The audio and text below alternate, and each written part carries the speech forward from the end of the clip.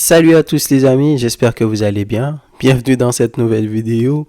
Premier match des huitièmes de finale, Suisse-Italie, victoire des Suisses, 2-0 contre cette équipe italienne, la Suisse qui vient de mettre dehors de la compétition les champions en titre, l'Italie, très facilement dans un match où la Suisse les a dominés du début jusqu'à la fin.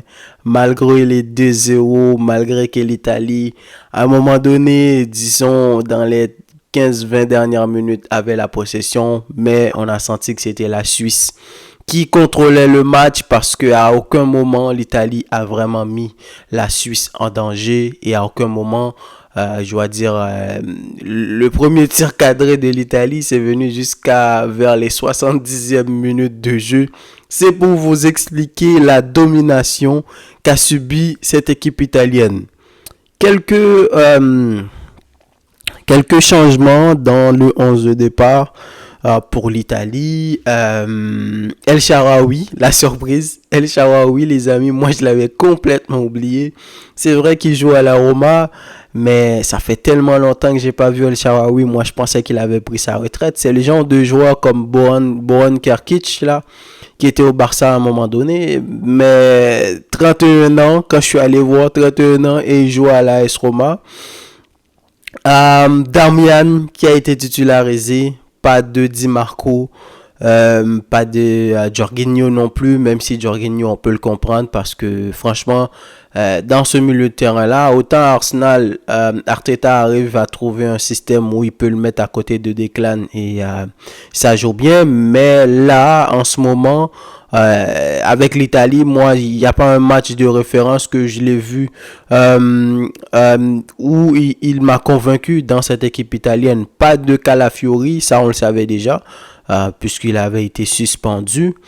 Donc voilà, c'était ça le 11 de départ de l'Italie avec quelques petits changements. La Suisse qui a gardé son équipe, Mbolo qui a été titulaire, à la place de comment il s'appelle le Doua qui a l'habitude d'être titulaire, mais cette fois-ci ça a été N'Golo. Donc alors pour entrer dans le match, la Suisse a pris le contrôle du match dès le début, avec un excellent Granit Xhaka. Le truc qui m'a un peu énervé dans ce match-là, c'est que l'Italie, juste du début jusqu'à la fin du match, j'ai jamais compris c'était quoi le système de l'Italie en fait. Parce que c'est simple, il y a des équipes, elles sont plutôt joueuses. Ça a été la Suisse aujourd'hui. Ils ont le ballon, c'est eux qui attaquent, c'est eux qui dominent. Défensivement, ils étaient bons. Donc, forcément, quand tu as le ballon, et beaucoup plus que l'adversaire. Et c'est ce contre-pressing aussi qu'ils ont fait aussitôt qu'ils ont perdu la balle. Ils ont récupéré énormément de ballons dans la surface de l'Italie. Donc, ok. Moi, l'Italie, est-ce que c'était une équipe qui était défensive aujourd'hui? Je peux pas le dire parce que s'il n'y avait pas Donnarumma, ils auraient encaissé beaucoup plus de buts que ça. Malheureusement pour Donnarumma, aujourd'hui, il ne peut pas tout faire, les amis. Il peut pas tout faire. Première grosse occasion, c'est une action de Mbolo où il est allé la chercher. Plusieurs tirs où il a fait des arrêts. Aujourd'hui, il était le seul. Alors que quand tu es dans une équipe comme ça, où même ta défense n'est pas solide, les Suisses, avant de marquer leur but, moi je disais, j'espère qu'ils vont pas regretter parce que la manière dont ils ont commencé, la facilité qu'ils ont eu, que ça soit à être dans la défense de l'Italie, de partout, que ça soit au milieu ou à l'attaque, Granit Xhaka aujourd'hui, qui a été un véritable métronome dans le jeu de la Suisse, c'est lui qui alimentait tout le monde, il était absolument partout, Granit Xhaka, en quoi que sa saison au Bayer Leverkusen, ça l'a énormément aidé, c'est dans ce rôle-là qu'il joue au Bayer Leverkusen, eh bien c'est ce qu'il a reproduit aujourd'hui, c'est lui qui a fait toutes les dernières passes, c'est lui qui était en défense, revenir récupérer des ballons, qui sortait des ballons, mais à chaque moment, malgré que l'Italie avait le ballon, en attaque, genre ils attaquaient les Suisses. Quand les Suisses récupéraient la balle, non seulement ils le récupéraient avec une facilité, et en plus ils sortaient le ballon avec une facilité. L'Italie avait Scamacca en attaque, mais je l'ai pas vu, je l'ai pas vraiment vu. que ça soit Akanji, que ça soit Rodriguez ou l'autre qui était à côté, là, Char. À aucun moment, les gars ont été en difficulté. El Shaarawy, j'en parle même pas parce que forcément, en tant qu'ailier, il faut que tu reçois des ballons. Et c'est qui va te donner des ballons? Le milieu de l'Italie aujourd'hui, là, même Barella qui est censé être en l'absence de Jorginho, en l'absence des autres joueurs, là, c'est lui qui est censé être l'élément qui, je vais dire, qui distille un peu les ballons, mais El Shaarawy, il n'a pas touché des ballons tant que ça. Chiesa, il a essayé quelques petites occasions. Donc, malheureusement, les Suisses, ils ont été solides aujourd'hui. Franchement, c'est une domination. Les gars, avant le match, je disais que l'Italie n'a pas vraiment de plan de jeu contre l'Espagne. Ils se sont fait dominer contre la Croatie, une équipe vieillissante. Donc, ils ont dû attendre jusqu'à la dernière minute pour marquer un but de légalisation, synonyme de qualification pour venir ici. Et là, la Suisse leur a tout simplement remis à leur place parce que pour moi, l'Italie n'avait rien à faire ici. Le premier match, ça a été un match excellent. Je pensais que c'était une équipe qui pouvait avoir le ballon, mais là aujourd'hui, on a vu que c'est une équipe qui tâtonne, qui sait pas vraiment qu'est-ce qu'il fait. Et voilà, en attaque aujourd'hui, Vargas, il a été excellent pour la Suisse. Que ça soit Reinder, Ndoye, à un moment, les gars, ils ont essayé des reprises de volée. Je me suis dit, pourquoi pas. Akanji, aujourd'hui, c'est comme si...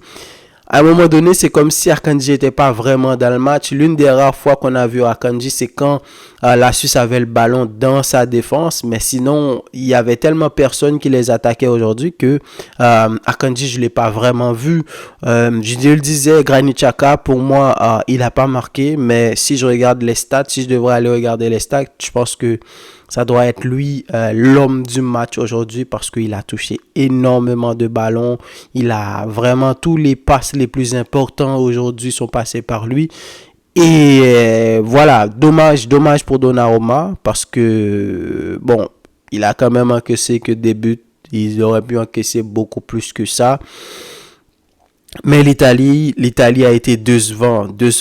Le pire, c'est qu'on ne peut pas dire que c'est une surprise parce que la Suisse, dans le groupe de l'Allemagne, ils ont fait forte impression. Ils ont été excellents. Je vous l'ai dit, ils ont failli terminer premier sur l'Allemagne si l'Allemagne n'avait pas égalisé en toute fin de match. Mais cette équipe-là, l'Italie, ils ont... Je vous l'ai dit, je ne savais pas trop ce qu'ils proposaient. C'était pas une équipe si défensif que ça parce que l'adversaire n'a eu aucun mal à transpercer la défense de l'Italie. Je dirais même que en début de match, c'est parce que les Suisses ont été un peu maladroits dans la surface de réparation, dans la zone de vérité, parce que même le ballon de Mbolo là où Donnarumma il a fait l'arrêt. Je pense que le Donnarumma, vu la taille qu'il a et surtout la réception du ballon, Ndolo a dû tirer. Mais s'il avait pris le temps de prendre les formations qu'il fallait, il aurait dû marquer ce but-là. Donc voilà, j'ai pas vraiment tant de choses à dire que ça, sinon que c'est une domination totale de la Suisse du début jusqu'à la fin. L'Italie n'a pas existé. Une Italie qui a été passif dans tous les compartiments du terrain, que ça soit dans leur propre défense. Tu as des équipes, ok, ils jouent pas, mais quand tu arrives dans leur défense, tu sens les défenseurs qui viennent te chercher les ballons pour te dire que là, c'est la zone de vérité. Mais quand ils récupèrent le ballon, qu'est-ce qu'ils vont faire pour essayer de surprendre cette équipe suisse? Est-ce qu'ils vont passer en contre-attaque? Pas du tout, parce que la Suisse récupère les ballons dans les secondes où ils l'ont perdu. Qui va alimenter les gars? C'est qui l'attaquant qui va passer dans le dos? Chiesa, El Shaarawy, Fagioli, Cristante, Barella, tout ce milieu de terrain-là, tous les gars ont été vraiment en dessous. Est-ce que je peux dire de leur capacité? C'est pas des gars références non plus là. Barella, je vous ai dit, moi je pensais, je l'aime bien quand je le vois jouer à l'Inter de Milan, mais aujourd'hui il n'y a pas proposé grand chose. Chiesa non plus. El Shaarawy qui a été titularisé pour la première fois. Je pense que même Mancini aussi a été titularisé pour la première fois dans cette compétition là. Donc victoire méritée, très belle victoire de la Suisse. Et il se dirige vers les quarts de finale. Alors, dites-moi qu'est-ce que vous en avez pensé. ce premier match des huitièmes de finale, hein.